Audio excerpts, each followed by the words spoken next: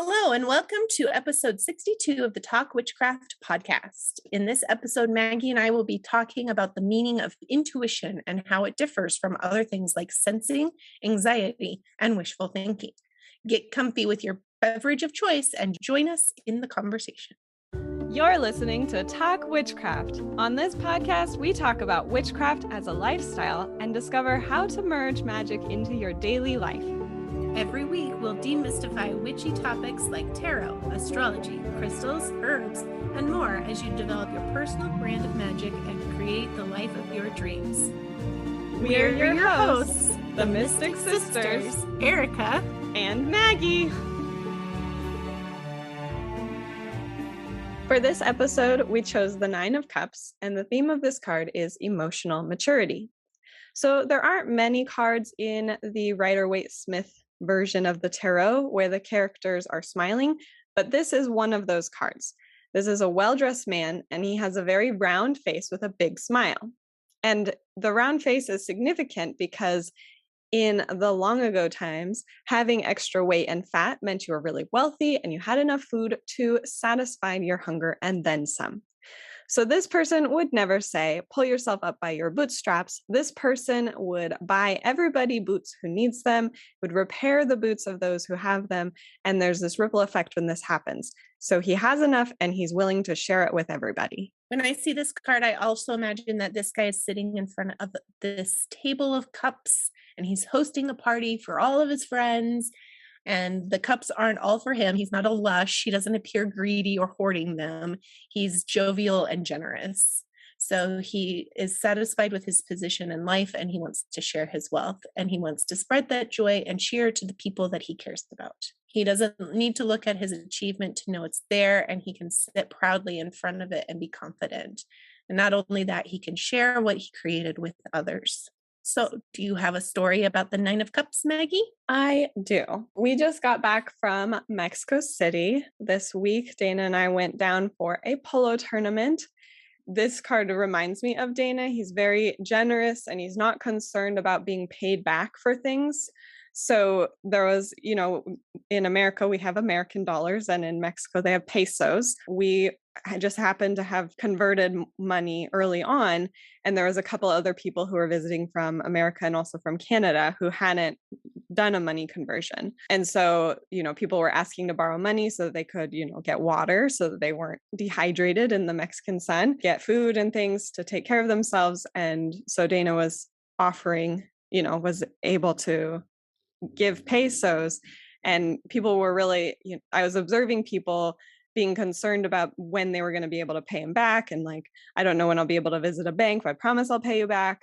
And I observed him just being like, it's okay. Like, make sure that you take care of yourself. Don't worry about paying me back. Do what you got to do to take care of yourself. And if you get me back, that's great. And if not, that's okay too. And so I just felt like he was in a position to share something, he'd done this exchange. And so he just happened to have the pesos, and he was wanting to take care of everybody. He wanted everyone to be cared for without worrying too much about like having that returned to him. Oh, another thing that I also remember, he had gotten a mix up in the order he had done for his polo equipment. And so he happened to have a rotor guard, which is a protective thing for the back of the back wheel of the bike to protect people from getting their legs cut open.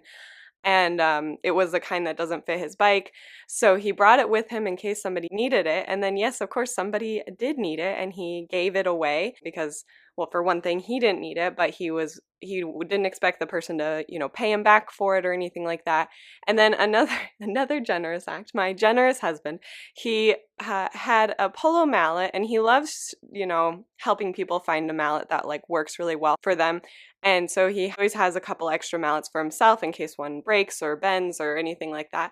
And that happened to his teammate. His mallet had bent, and so he was going to borrow Dana's extra mallet, but Dana is a pretty tall guy, and so the mallet was pretty long because it's kind of in relation to your height and your arm length. He just said, you know what, you just have it, we'll cut it down, and then you'll have what you need for this game. And in some ways that's a little bit self-serving because of course he wanted his teammate to perform well so that they could win the game. But again, he didn't expect to be paid back for this tool that's required for the sport. He just wanted to give what he had available to him and make sure everyone had what they needed. What about you? Do you have a story about the Nine of Cups?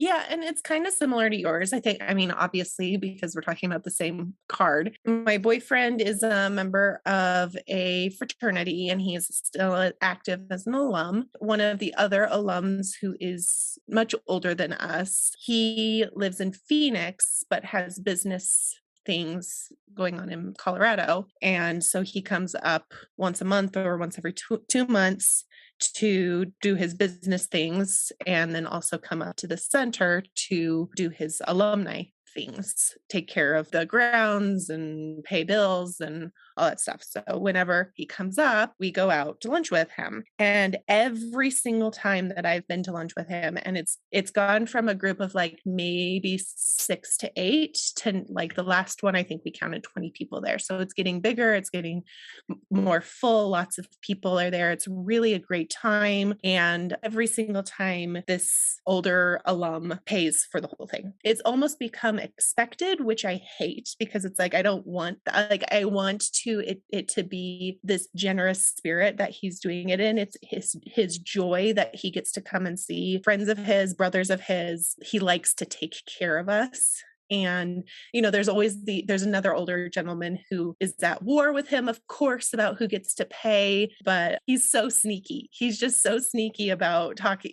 I think he tells the waitress when we walk in, like, that's how sneaky he is. He does it because he can and because he loves to, and he wants to share his wealth and privilege with other people. And it's really fun and special. Yeah. And I think the key here is, since we're talking about the cups with both of our stories, there was a financial aspect to it, but it wasn't really about the money. It's about the care. And, we're both talking about like food and drink and being in company with each other. So it's about that emotional connection rather than like the financial aspect. Because the money piece would be like a pentacles thing, but right.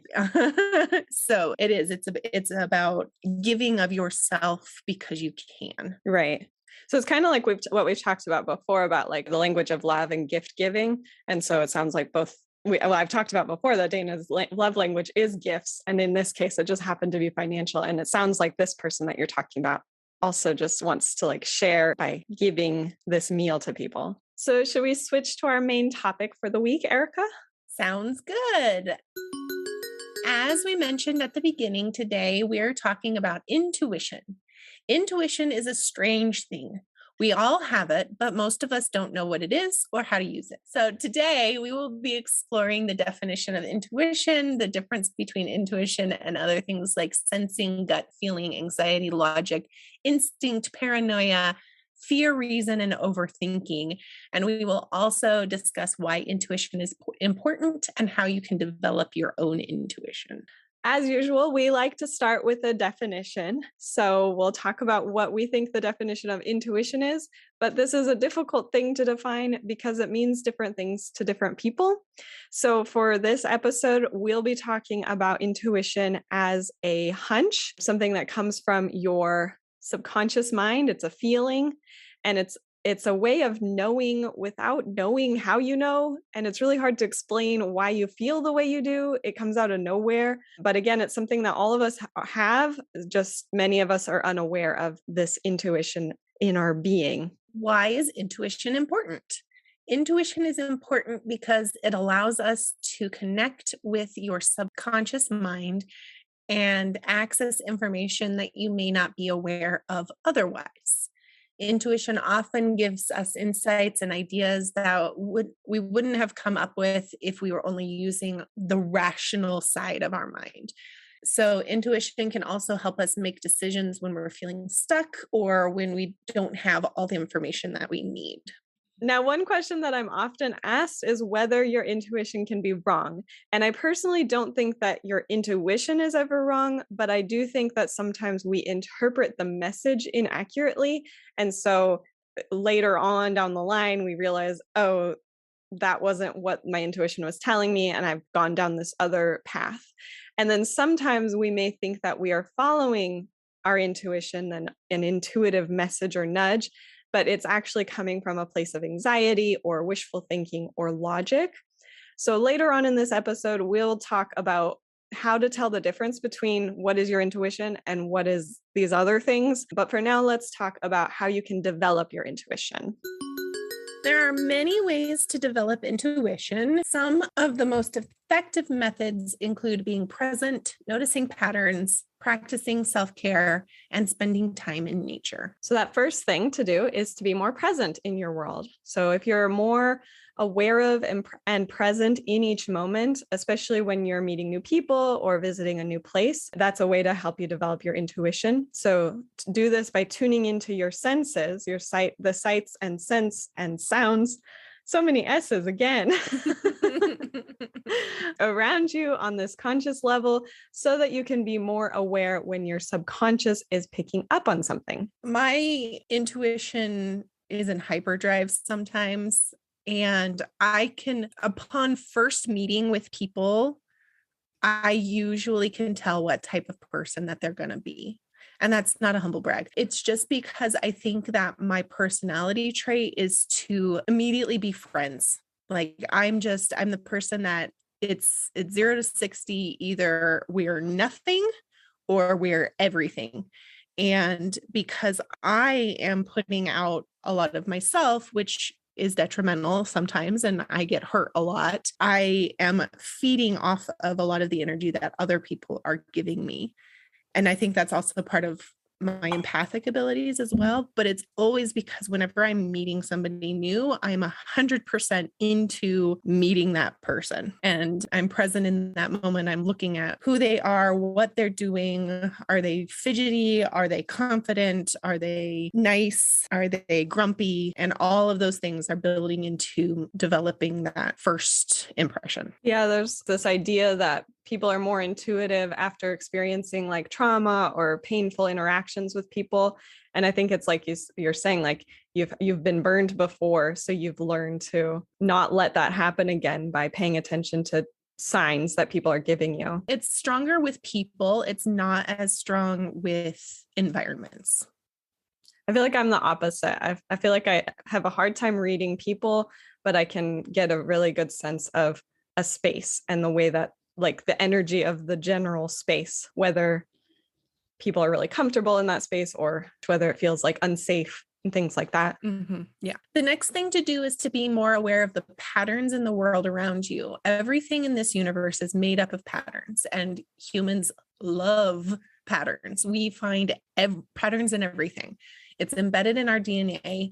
It's just part of who we are. And so if you're paying attention to what triggers your thoughts, speech, and behavior patterns, this can help you understand your intuition better. Yeah, totally. So this is kind of similar to the like being present, but as you're more present, you're able to notice these patterns better, paying attention to these things coming up. You're like, oh, wait, this is similar to that other time that this happened. So this might be a similar experience to that other thing. Right. And, alluding to our later conversation about anxiety, it's hard to balance that because your brain is always looking for patterns and your brain is always trying to protect you.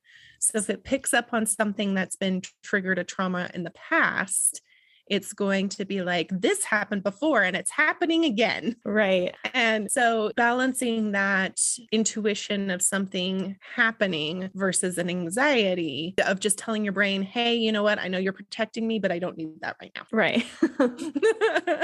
So the next thing to do is to practice self-care. And we talk about this a lot, but that's because it is just so important to a magical practice in general. And that includes developing your intuition. We all have varying levels of like ability, capability. So start by understanding what your baseline for health and wellness is before developing your self-care practice, and make sure that you care for yourself on all levels, your body, your mind, and your spirit. Being in a healthy place for yourself, that's part of how you can understand when a message is coming through. And it's not maybe something that's reminding you of like a pain that you're feeling or something like that, that it's actually a message from your intuition. Yeah, I think the idea of establishing a baseline for yourself, of knowing when you're at your most comfortable, when you're at your most calm, and my calm is going to be different than Maggie's calm, which is going to be different from everybody else in the world's calm. But knowing in your own body what calm and comfort feels like to you, so that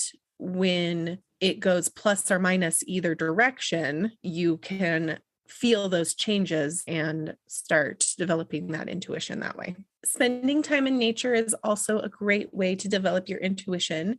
When you are surrounded by the beauty of the natural world, it's easier to connect with your intuition and to listen to what it has to say. Nature provides that sense of peace and calm that we were talking about that can help you to access your intuition more easily. It's also a really good place to feel those senses coming into play, listening to cracks and shuffles in the underbrush, listening to the birds, listening to the bugs when something changes, and trying to figure out what is changing. Like, is that an animal moving? Is that just a leaf falling? And just having that outward reach away from yourself and into the world. Yeah. And then just in general, being in nature is like the base of most people's witchcraft practice, is a connection to the natural world, whether you live in a city or in the country, whether you spend a lot of time in wilderness or, you spend time in a garden. Having some connection to the earth and the air and the sun and the moon and all of these things, that's really important to witchcraft, and therefore, by extension, connecting with your intuition. Yeah, I had just yesterday, I was walking into work and, granted, I wasn't out in the mountains. I wasn't in a forest path or near a river. I was just in the parking lot of my work, still in nature. And I heard the birds chirping. And I was like, it's spring. Oh, and I was like, it's just that bell curve that we've talked about before with the seasons changing. Like, we're starting to go up that slope up to the equinox. There was still snow on the ground, but it was warm and the birds were chirping and the snow was melting. And so it was trickling down. So there was the river sound, was the water trickling down the gutters. But it was just this moment of like, oh, it's spring. yeah. I can feel it. I can hear it. I can see it. I love those moments of like connection to nature. Because like I said before, we were just in Mexico City, and that is like the biggest city I have ever been in. I think it is the biggest city in the world. It is hard to describe, but you're surrounded by like huge, all these buildings all over the place, so many cars, so many people. There's a couple of different moments where I would just like see a butterfly out of the corner of my eye or something like that. And to just have that small connection to something really natural, those moments are so special, and they really do like reconnect you with yourself and with nature in general. So the next thing you can do is to train yourself to tune into your intuition. One way that I like to do this is with eating something or drinking something before a practice that requires my intuition. That trains me like a dog. You give yourself a treat and then you're trained to do that thing. That trains me to tune into my intuition more easily outside of those really specific rituals that are designed to be intuitive. So I always have a specific tea that I drink before I practice tarot. And then if I drink that tea outside of a tarot practice, I am more connected to my intuition in like everyday moments. But you can do this with a certain smell, like you could burn a certain incense while practicing tarot. And then whenever you smell that smell, you have that connection to your intuition. You can do it with a sight, with like a symbol. You can do it with a movement, like you snap your fingers, and that helps you tune into your intuition. So over time, you just keep like doing that before an intentional intuitive practice. And then if you do that like in a normal mundane situation, like snap your fingers, then you connect more quickly with your intuition. And the last thing that you can do to train your intuition is to look for confirmations. If I think back to meeting that person for the first time, if my intuition is telling me like, wow, this is a really great human being, I'm going to be looking for confirmation of when that person is doing great human being things. And that's going to help to confirm like, oh yeah, that first impression was correct. Similarly with like, man, I do not like this person and I don't know why. Start looking for confirmations of when that person is not necessarily being a good human being. I caution about confirmation bias though, that you see a VW bug driving poorly and you're like, man, VW bugs are terrible drivers. And then every single time you see a VW bug and they're a terrible driver, that's a confirmation bias. And then you stop looking for the times when the VW bug is a good driver. Be cautious of that, like with that person who is like, man, I just don't really like this person. Don't only look for the times when they're being a horrible human being, also look for the times when they're being a good human being, and if there are any. Yeah, be very like observational on like an objective level where you're not, like you said, looking for something to confirm it. You're like, it's like you're in a weird way, it's like you're a scientist like observing an experiment to see how it turns out. And in the same vein with like the person who you think is a wonderful human being, only seeing the good in them, can be red flags for if you're in a relationship with this person, for putting them on a pedestal and they can do no wrong. That's not a great way to be either. Humans are fallible. They do wrong. And so it's just something to be cautious and aware of. Yeah, I think that's important. Like not putting people in boxes as like, this is a good person because my intuition told me. And so they can only be a good person from then on, or vice versa. Because somebody could be a good person and do something, have a mistake. They might hurt you, but they're still a good person. It kind of depends on how they react after you've told them that they've hurt you. That's what really determines if they're a good person or not. And now a word from our sponsor. Tarot began as a card game and later emerged as the mystical divination tool we know today. There are countless variations in artwork and design, but the general message of these cards is universal. At the Tarot Boutique, we showcase hand-drawn and thoughtful tarot decks of 78 cards based on the 3 major tarot systems: Rider-Waite-Smith, Thoth, and Tarot de Marseille. We offer decks in a huge variety of themes, religions, art styles, and more to suit the preference of any reader. All decks include 22 major arcana cards and 56 minor arcana cards. Tarot is suitable for beginners and advanced spiritual seekers, or anyone who is looking to develop their intuition, manifest their intention, find guidance, and understand life events. Pick up the deck of cards to embrace your spiritual gifts and channel your inner knowledge and your wisdom. Side effects include predicting the future, achieving your goals, feeling confident in decisions, improving your relationship, and all of your friends asking you to read their cards. Back to your regularly scheduled programming. So as we've alluded to, there are many things that tend to get confused with intuition. So let's attempt to create some boxes around these experiences and discuss how you can differentiate them from your intuition. The first is sensing. Sensing is being aware of your surroundings. You use your senses to take in information about the world around you so that you can better understand it. I think sensing is important for developing your intuition and also for developing your psychic senses, but they are a separate experience.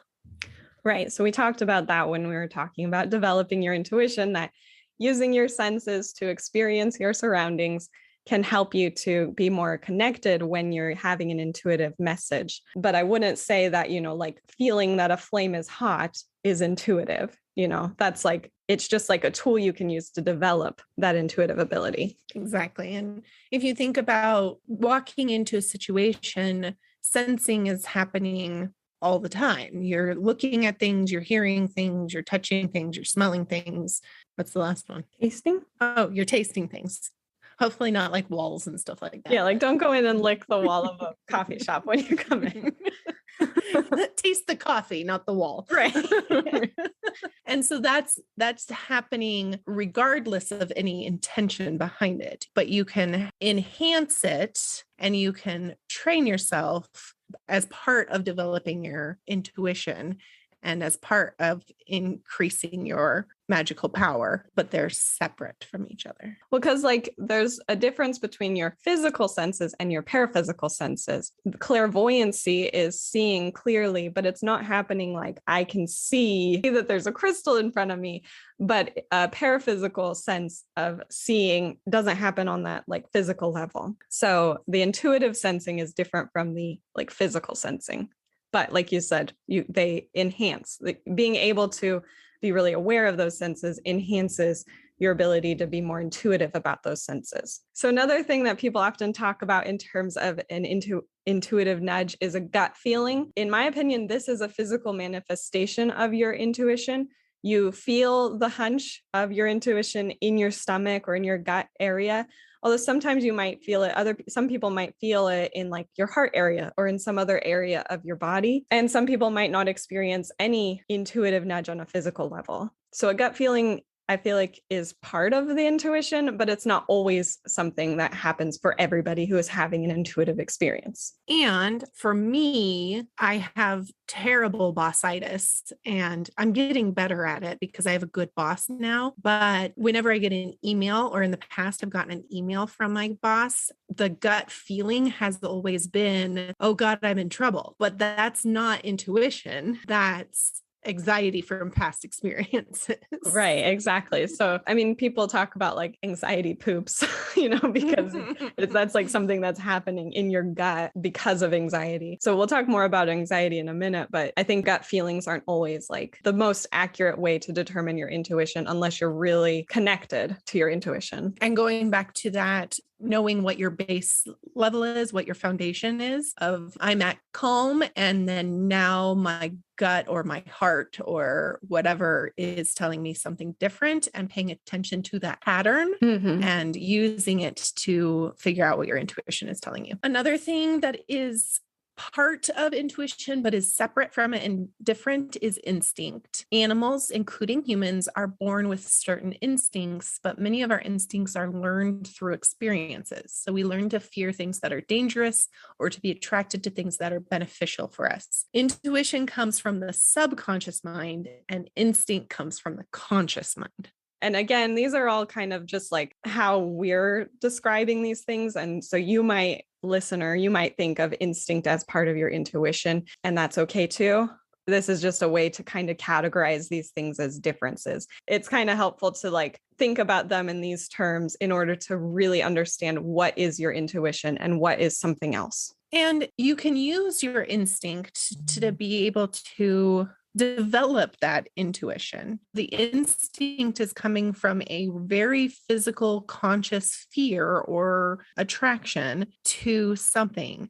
And if our instinct is saying like, "Ooh, I need to stay away from that," that's that consciousness of being aware of it, which then we can move into the subconscious of intuition of any time that something comes up. If you're thinking about learning a new craft or hobby, instinct is, I'm going to talk about crochet because that's my hobby. Instinct is diligently reading patterns and learning new stitches, and that part of developing something new. Intuition is me now being able to sit on the couch and not even look at my crochet anymore, and I can watch a TV show because it's so much ingrained in me that I don't have to be aware of it anymore. Sort of. Yeah, I think that's okay. The way you were describing it, it sounds more like the logic versus instinct. That the first was more like logic where you're... Well, maybe talk about logic now. Okay. So then another thing that is hard that you might be wondering how it's different from your intuition is logic. And so you might be thinking you have an intuitive nudge, but it's actually just like you've gone through the process of reasoning that this is what's true. This is what's happening around you because of the evidence that's around you, the facts that are around you. And so you've arrived at this valid conclusion. And that's different from your intuition because, as we've said, intuition isn't rational or reasonable. There's no way to trace how you came to the conclusion. You can't really explain it. It's just this feeling that you get that this is the thing that's true. And then, of course, there's always wishful thinking, Wishful thinking is a type of thinking where you allow yourself to believe in something that isn't true. It's often based in hope or desire rather than evidence or reason. It can motivate you to achieve your goals, but can also lead to disappointment or unrealistic expectations when those wishful thinking things don't come true. So it's different from intuition because it's all about the mind and your thoughts. It is conscious, and intuition is in the body and in your feelings, and it is subconscious. And then finally, probably what many people are waiting for is, how do you tell the difference between your anxiety and your intuition? And so we'll talk about that. Basically, anxiety is a feeling of unease that evolves from worry or fear, and it is a normal reaction to perceived threats, stress, thoughts of the past or the future, a traumatic event, or a genetic disposition. In some ways, anxiety is helpful because it warns us of potential danger. However, if it overwhelms you, turns into paranoia or delusion, gets worse over time, or interferes with regular activities, you may have an anxiety disorder, and it would be good to talk to a doctor and seek help. So I think it's important to at first just recognize that anxiety is a normal thing that many people experience for certain reasons. But again, if it does any of those things, that could be something that requires additional help. But in general, the differences between anxiety and intuition, anxiety can be traced to a real source, whether that source is rational or not. And intuition seems to come from nowhere. You can't figure out why you get that feeling. It's just out of the blue. And usually anxiety is accompanied by physical symptoms like sweating or restlessness or tenseness or an increased heart rate. It feels immediate and loud, where intuition is more pleasant, whether that's the gut feeling that we discussed earlier or just a general calm knowingness that you're just know something without understanding why you know it. It's much easier to ignore your intuition than it is to ignore your anxiety. Another difference is that anxiety is focused elsewhere, anywhere except for presently where you are currently. For example, you might have anxiety about how embarrassing you were at the party last weekend, or what happens if you don't get on the plane, or whether or not you'll do well on a presentation. Whereas intuition is focused on the present. And we talked about that at the beginning, that, being present in the moment about what's happening right now and what's going around at this time and place. So yeah, I think that's like the biggest key is like anxiety is about worry about the future, fear about the future, worry about the past, and intuition is like, it's about what's going on around you. It's the what if question.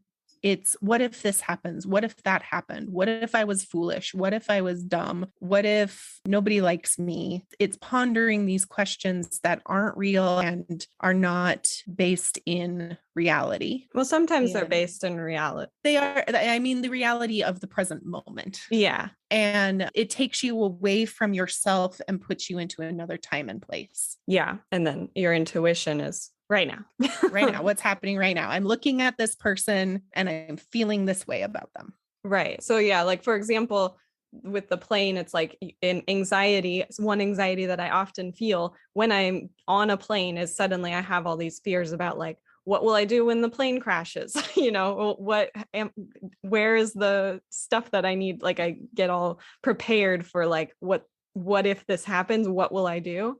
Whereas intuition is like a knowing about what's you're experiencing. But yeah, it's not a question. Intuition is like a statement. Mm-hmm. Yeah. And I guess too, anxiety is usually based in negative feelings, whereas intuition can be either one, positive or negative. Yeah, that's true. And it just feels different. It's like you can much more easily ignore your intuition. So if something is like really pushing on you and like feels really immediate, that's more likely to be your anxiety. And that's why it's important to be in that present moment, because then you're in a place where you can hear the just like whisper of your intuition. Anxiety comes from past experience. And like I said before, your brain looks for patterns, looks for things that are happening again. Your brain doesn't necessarily know what time and space it's in. Let's say you saw as a kid, I'm going to steal this story from my friend because it's a good one. As a kid, she stepped on a spider and the spider had an egg sac on its back. And when she stepped on it, all of the little baby spiders started crawling everywhere. And it terrified her as a little kid, as it would terrify anybody. And so anytime she sees a spider or sees somebody step on a spider, her brain goes back to that moment, even though 20 years has passed. It's reliving that same moment over and over and over again. And so the brain is saying, "Ooh, this is happening again. I need to protect you." Well, if that happened to me, I definitely empathize. Yes. That's terrifying. It's terrifying.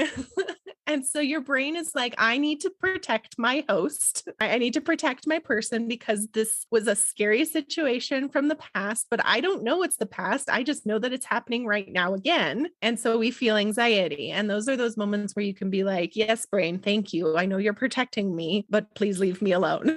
Yeah, don't need you right now. This episode is brought to you by cedar. So Erica, tell us about the medicinal properties. And when you're done, I'll talk about the magical properties. Cedar, otherwise known as Thuja occidentalis. It is a wonderfully smelling, beautiful tree that does one thing really well. It is antifungal. That's pretty much all it does. It does have some antimicrobial and antiviral properties as well, but really we're looking at antifungal things. You can use it orally or topically for any sort of warts. You can also use it for any fungal infections of the foot topically. Maggie reminded me before we started recording that if you walk through a cedar forest, you won't see any mushrooms or fungus growing on it because of their amazing antifungal properties. Editing Maggie here. I wanted to check this fact, and it's something that we used to teach at the outdoor center that I used to teach at, that if you observe around the western red cedar, you won't really find mushrooms.